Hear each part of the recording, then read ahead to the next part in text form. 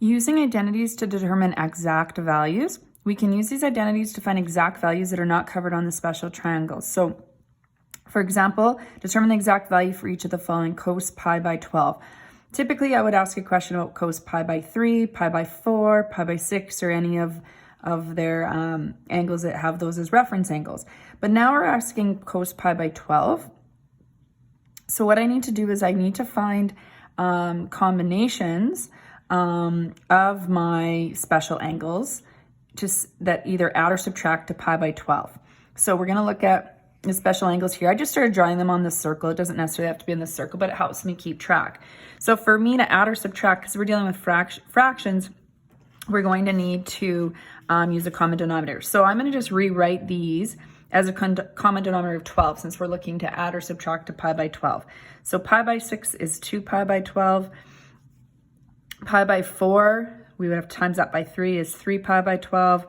Pi by 3, we would times it by 4, is 4 pi by 12. Pi by 2 is 6 pi by 12. And I would continue this as far as I need. I'm going to just try and do one quadrant at a time to see if I have enough angles and perhaps have the information I need already. So when I look at pi by 12, I have a couple options. 3 pi by 12 minus 2 pi by 12. I'll write that there. Minus 2 pi by 12 equals pi by 12. That works. I could have picked 4 pi by 12 minus 3 pi by 12. That also gives me pi by 12. It won't matter which combination I pick. I will get the same answer. Since I found this one first here, these two, I'm going to choose that. So I'm going to choose 3 pi by 12 minus 2 pi by 12. So remember, this really was pi by 4 minus pi by 6. So that's what equals pi by 12.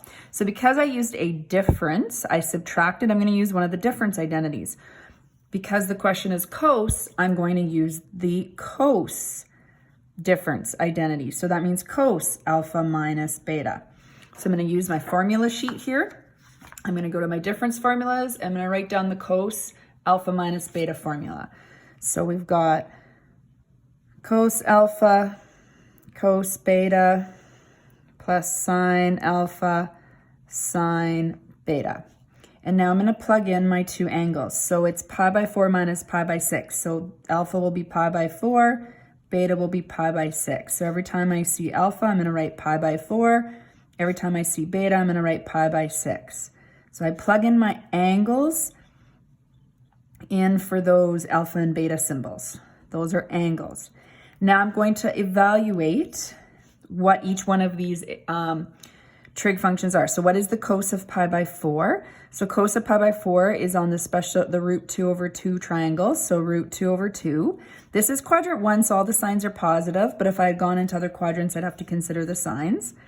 Cos of pi by 6, I've got the triangle here to show that. Adjacent over hypotenuse, so root 3 over 2.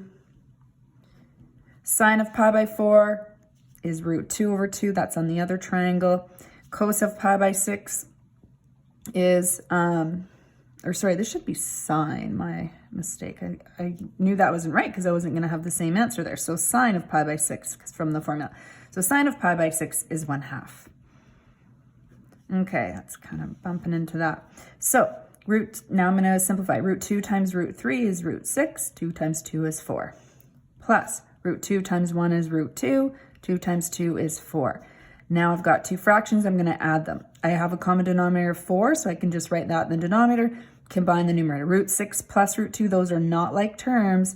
So your answer just remains root 6 plus root 2 or 4. You leave it like that. It's an exact answer because you're not converting it to a decimal. You're leaving it as a fraction with the radicals.